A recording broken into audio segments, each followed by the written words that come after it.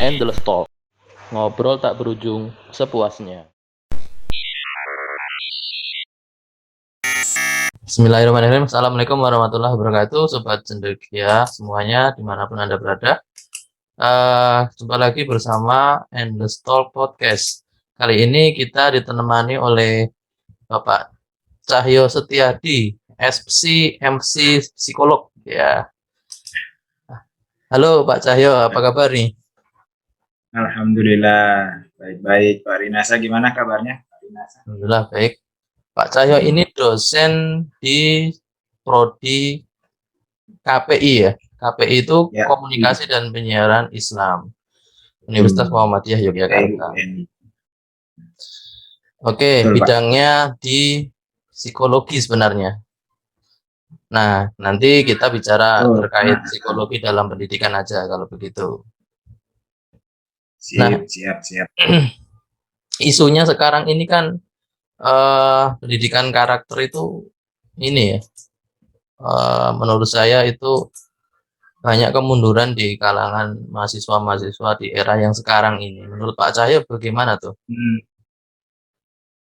Ya, baik Pak Rinasa. Mungkin gimana ya kalau kita untuk mengatakan ada kemunduran atau tidak dalam hal mungkin sikap begitu ya, attitude. Ya, Memang kita perlu riset tersendiri begitu Pak Rinasa. Karena sepanjang pembacaan saya itu di setiap masa itu selalu menganggap generasi setelahnya itu mengalami kemunduran. Ya, jadi misal generasi tahun 60-an menganggap generasi tahun 70-an atau 80-an itu mengalami dekadensi moral gitu ya. Kemunduran moral sama nanti. Berarti tergantung sudut pandang siapa yang mengatakan ya itu ya. Betul, artinya memang kalau dalam teorinya antara generasi yang satu dengan generasi yang lain itu akan ada perbedaan persepsi begitu kan. Dan ya memang waktu kemarin barusan ini saya melihat di Twitter ada orang mengangkat bahwa hampir setiap dekade gitu, setiap masa itu majalah itu mengangkat kemunduran atau dekadensi moral atau kemunduran attitude dari generasi muda. Gitu. Jadi seperti berulang begitu. Berarti mungkin itu hanya persepsi. Jadi menurut saya memang perlu kita telah lebih jauh. Nah, yang bagus mungkin memang kita membuat sebuah kriteria sebenarnya. Mungkin ini lingkupnya mahasiswa atau siswa yang baik itu bagaimana.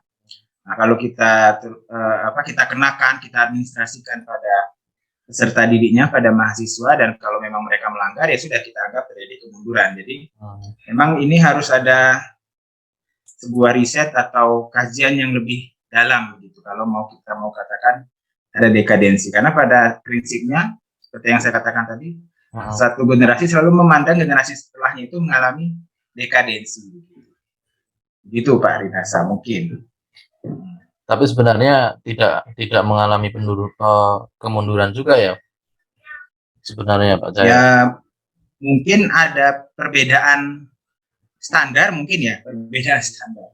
Jadi misalnya seperti mahasiswa, kadang itu kalau kita menilai dengan diri kita sendiri, gitu, oh saya dulu nggak berani mungkin WA atau mengirim pesan kepada dosen dengan kalimat yang begitu, kok sekarang berani ya, karena mungkin perbedaan standar.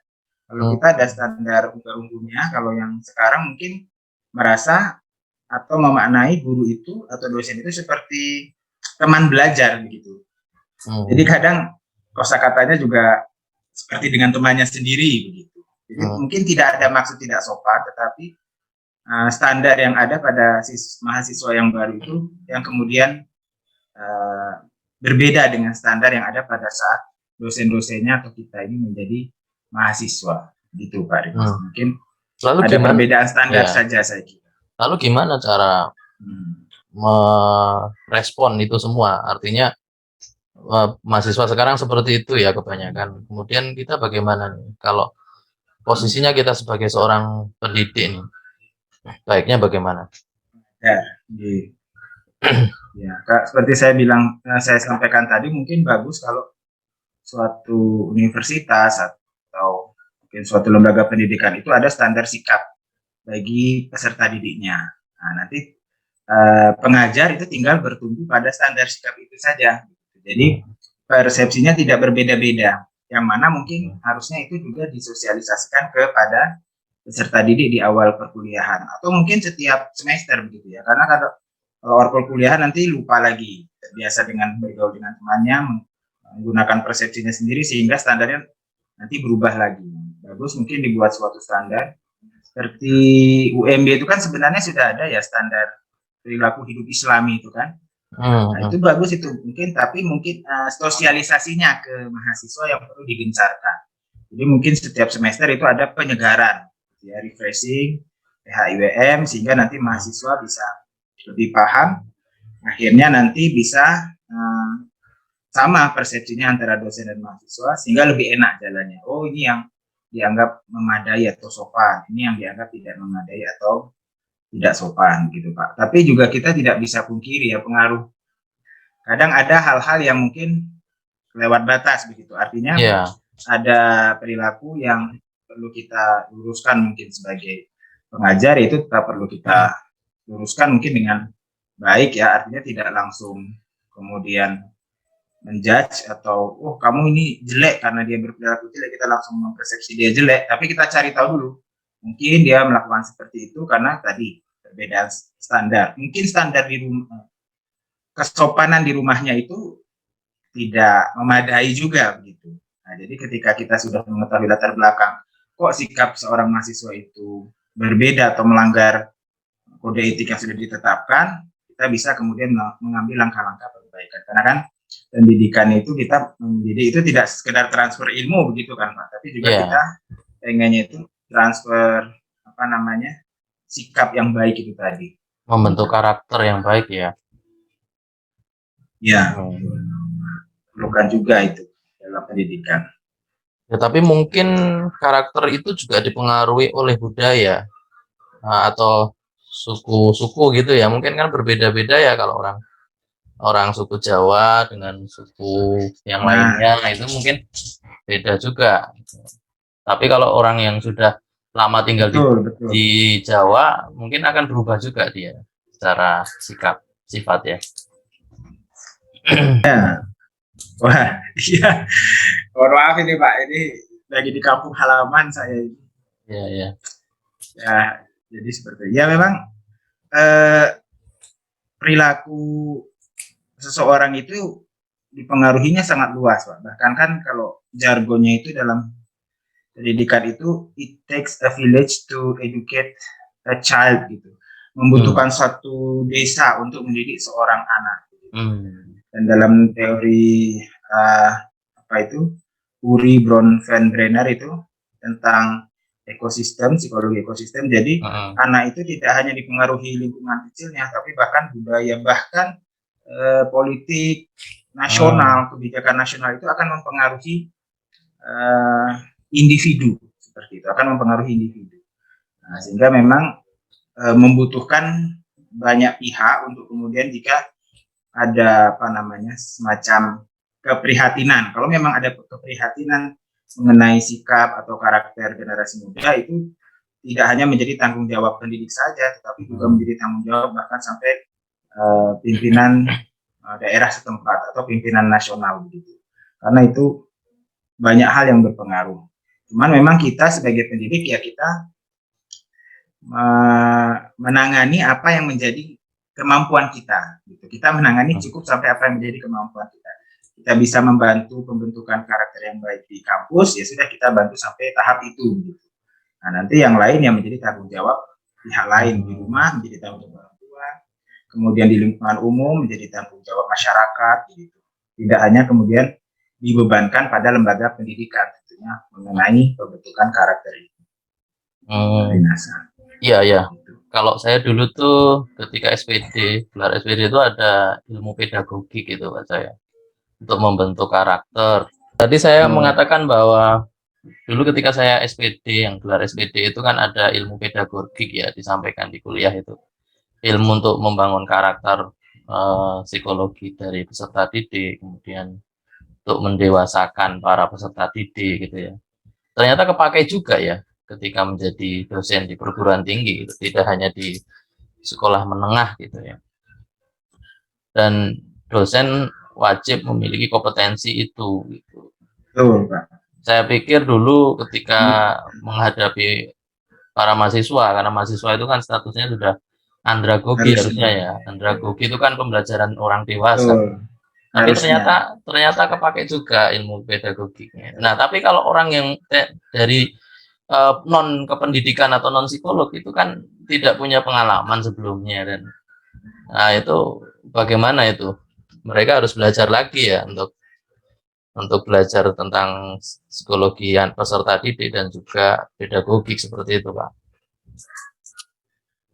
Betul, Pak. Kan di dunia pendidikan tinggi juga ada, kalau dosen ingin kemudian mengajukan AA atau menjadi dosen yang sah begitulah ya, diakui terstandarisasi begitu kan, harus mengikuti yang namanya pekerti itu kan Pak, atau Ya. istilahnya ya, pendidikan intinya bagaimana cara menyampaikan yang baik gitu kan. Nah itu juga saya kira itu satu usaha dari pemerintah untuk kemudian agar dosen-dosen itu yang tidak memiliki latar belakang pedagogi ataupun psikologi itu bisa dengan baik mengajar gitu Pak, karena ada pekerti di syarat tanda pekerti. Dan saya kira walaupun apa ya memang pekerti itu untuk standarisasi, tetapi kebanyakan kan dosen itu sudah paling tidak sudah juga mencapai taraf dewasa, dan ketika dewasa itu cara perkembangan psikologis itu ada perkembangan kecenderungan untuk nurturing atau kayak mengasuh. Oh iya, iya. Nah, ya itu secara Semakin normalnya ya. bertambah usia akan semakin baik ya kemampuan itu ya. Betul, jadi ada kayak apa ya, insting untuk mendidik, mengasuh gitu. Sehingga kan walaupun nggak belajar psikologi kadang ada prihatin kok anak itu begini, tetap ada itu rasa seperti itu. Terus pengen diarahkan ke jalan yang lebih baik begitu. Memang harusnya pendidikan tinggi itu sudah andragogi betul, tetapi gimana ya, tetap filosofi pendidikannya itu kan tidak hanya transfer ilmu, tetapi juga membentuk karakter itu tadi. Jadi memang tetap ada tanggung jawab lah untuk mengarahkan. Dan juga justru saya kira di pendidikan tinggi ini sangat penting kemudian kemampuan dosen itu untuk mengayomi peserta didiknya, karena pada saat pendidikan tinggi ini tingkat stresnya tinggi kan, tidak hanya dosen yang stres dengan tridharma begitu, tapi juga siswa kan itu jam mata kuliahnya juga 23 SKS itu kan berapa jam harus menghabiskan untuk mempelajari bahan ajar, belum lagi tuntutan yang lain, terus juga tuntutan lingkungan yang lain. Nah itu memang di beberapa studi itu baik dosen maupun mahasiswa itu tingkat stresnya tinggi atau rentan mengalami tingkat stres tinggi. Nah, jadi memang justru di saat inilah kan mereka membutuhkan arahan-arahan begitu. Justru sebenarnya walaupun dalam keilmuan mereka sebenarnya sudah bisa untuk mencari sendiri, tetapi dalam perkembangan psikologisnya tetap perlu kita arahkan sebagai pendidik. Paling tidak melalui pembimbingan akademik itu kan bisa diarahkan, dia bisa curhat-curhat dikit. Nah, apalagi kalau dengan online Pak Cahyo, itu yang saya rasakan sentuhan apa istilahnya, sentuhan untuk ke karakternya atau ke tadi ya apa istilahnya, pembentukan karakternya itu menurut saya sulit kalau saya selama ini alami itu. Enak kalau bertemu tatap muka secara langsung atau luring daripada daring. Betul Pak, jadi sentuhannya itu bisa lebih akrab gitu kan Pak, bisa lebih enak kalau mengingatkan atau kemudian mengajarkan sikap-sikap. Memang ketika online itu selain sulit membutuhkan karakter, juga seperti apa ya, hubungan psikologis itu agak renggang begitu saya kira. Iya. Saya merasakan agak renggang. 2 tahun terakhir kan hampir sebagian besar kita gunakan secara online. Online betul. Nah memang kita perlu mengembangkan strategi Dinasa untuk bagaimana agar ketika online pun itu hubungan psikologisnya tetap bisa klik gitu, bisa lebih nyambung begitu. Karena ketika hubungan psikologis itu sudah tersambung, kita jadi lebih mudah untuk melakukan yang disebut tadi pendidikan karakter atau pembentukan karakter, karena lebih enak ketika mendiskusikan kok kamu begini gitu kan, bagusnya begini gitu. Kalau kita secara psikologi sudah enak, itu lebih nyaman memang. Nah, bisa mungkin caranya tidak, nah, tapi ini juga susah ya, tidak 100% jam online itu untuk kemudian menyampaikan pelajaran begitu kan, bisa jadi saling sapa begitu, itu mungkin salah satu cara yang bisa digunakan sih Pak, maksudnya agar kedekatan psikologis itu tetap ada, tetap berlangsung. Tidak melulu memberikan tugas gitu ya online. Iya. Kadang itu yang menambah stres, di tingkat stres mahasiswa Betul, meningkat Pak. ya. Betul Pak. Karena online itu agak beda dalam perkuliahannya pun, ketika online itu kita cenderung lebih lebih tertekan begitu, karena 100 kita merasa 100% diawasi begitu kan, sehingga akhirnya yang terjadi banyak mahasiswa mematikan off cam gitu, karena merasa 100% diawasi. Kalau di kelas kan dia bisa merasa dosennya lengah, terus pas itu dia ngobrol gitu kan, lebih santai suasananya. Seperti itu.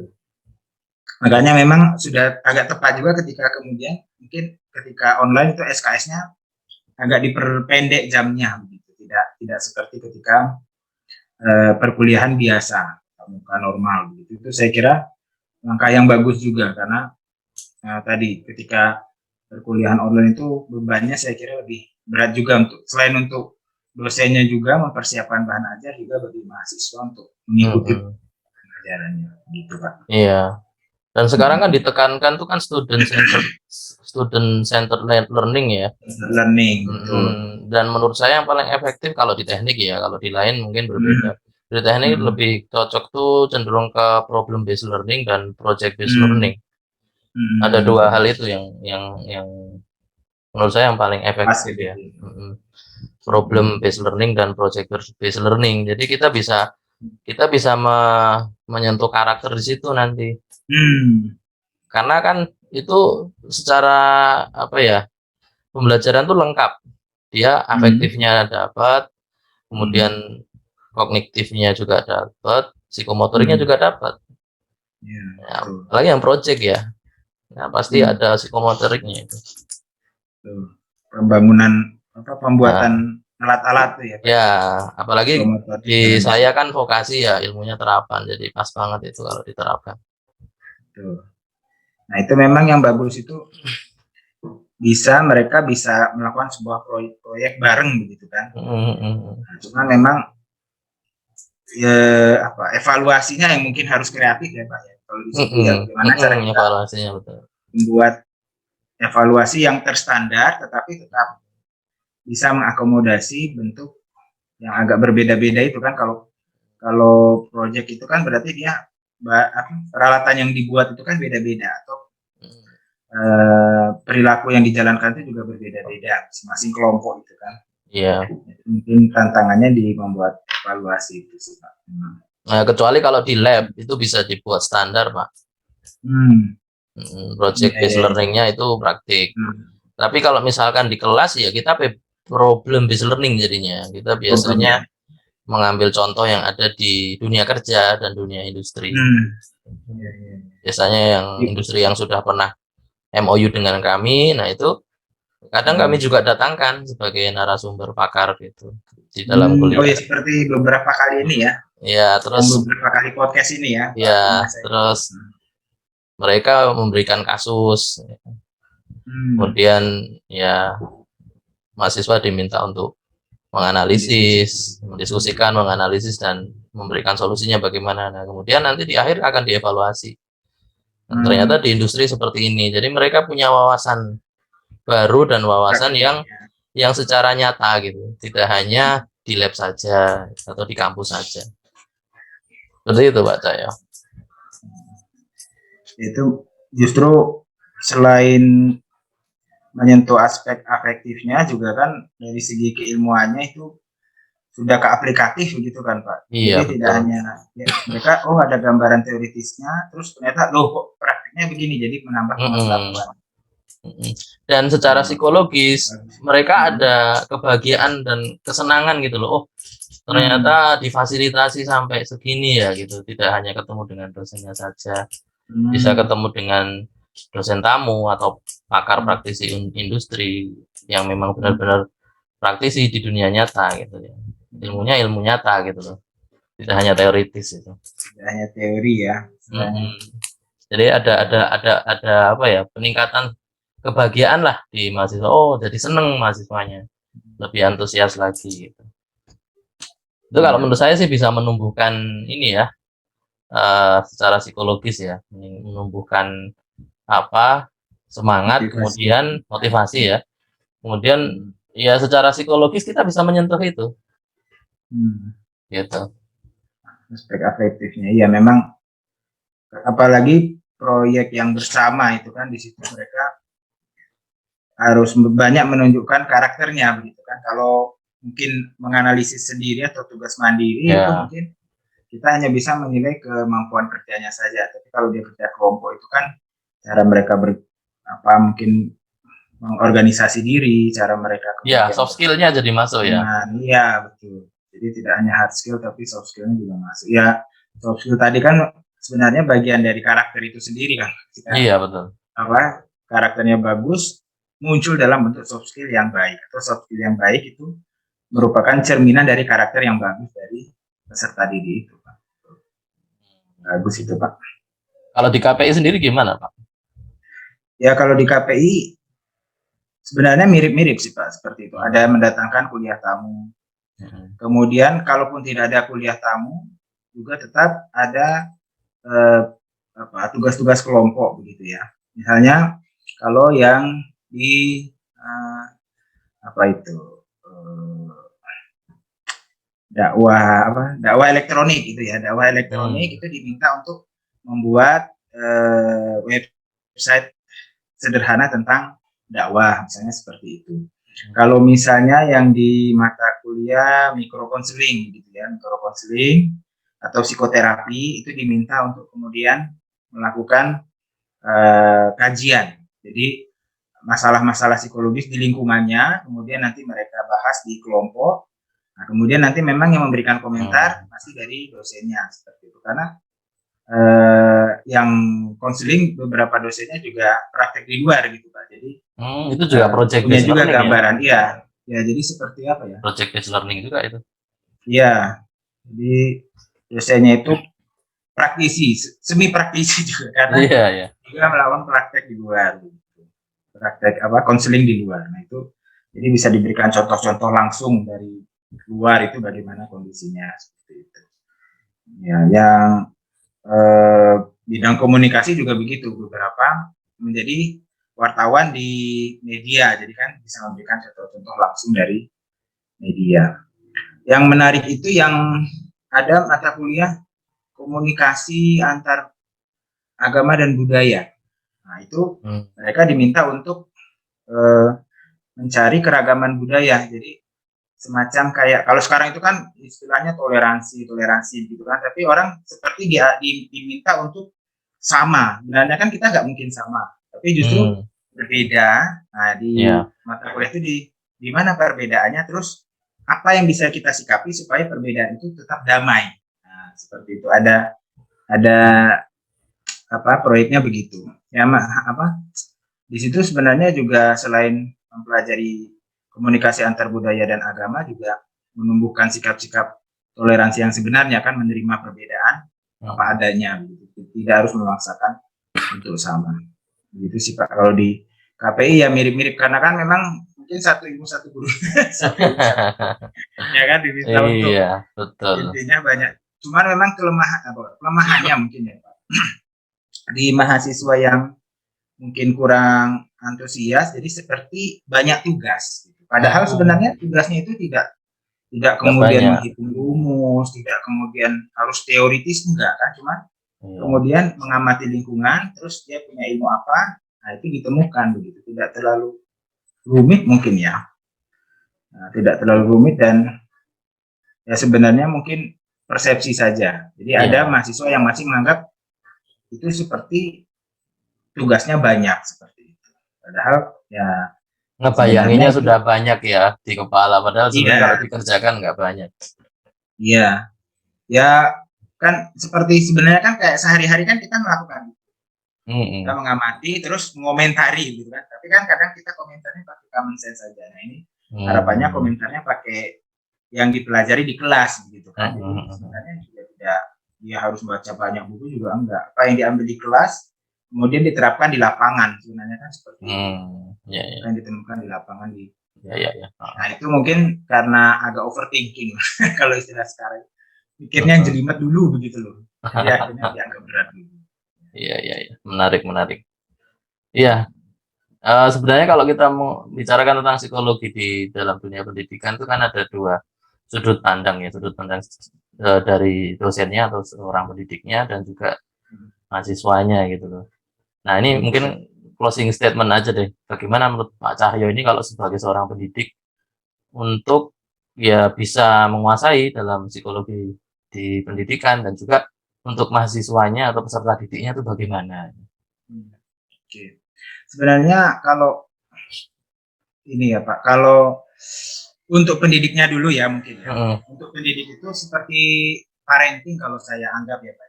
mhm, Parenting itu kan ada teori begini, teori begini. Dalam pendidikan itu kan juga ada teorinya begini, begini. Tapi yang paling utama menurut saya dalam parenting atau pengasuhan dan pendidikan itu adalah kita mau berempati dalam arti mencari tahu sebenarnya si mahasiswa kita ini kenapa, kayak apa begitu. Sehingga kalau kita sudah tahu mhm, akan lebih mudah menyikapinya. Seperti mmm, saya bilang tadi, kalau dia attitude-nya kok nggak bagus, kenapa begitu? Apa karena dia nggak tahu atau mungkin memang dia ada permasalahan yang harus diselesaikan kan begitu. Itu dari sisi pendidiknya mungkin Pak. Jadi yang bagus itu mungkin mencoba memahami peserta didik itu dengan baik begitu. Nah, mhm, kalau misalnya dari segi peserta didiknya sendiri, mungkin eh, ada satu yang bagus ketika saya baca buku Quantum Learning gitu. Kalau kita ingin mmm, baik dalam suatu bidang itu, kita harus mempertanyakan dulu apa manfaatnya bagiku. Nah, jadi mungkin bagi peserta didik agar dia bisa mengikuti dengan baik, dia perlu mencari tahu sebenarnya dia itu mencari apa di kuliah. Kalau sudah ketemu, mmm, insya Allah nanti akan apa ya istilahnya akan termotivasi sendiri gitu Pak untuk mmm, kemudian menjelma menjadi andragogi di mana dia yang menjadi lebih aktif gitu tidak harus mhm mhm, diajarkan diarahkan itu Pak mungkin dari mmm, saya Pak. iya iya. Oke, mungkin cukup ya Pak Cahyo ya obrolan kita, Ya, sekian dari kami sobat cendekia semuanya, mungkin bisa kita lanjutkan lagi di sesi podcast berikutnya ya Pak Cahyo ya. Dari saya insya Allah. cukupkan. Assalamualaikum warahmatullahi wabarakatuh. Endless Talk, ngobrol tak berujung sepuasnya.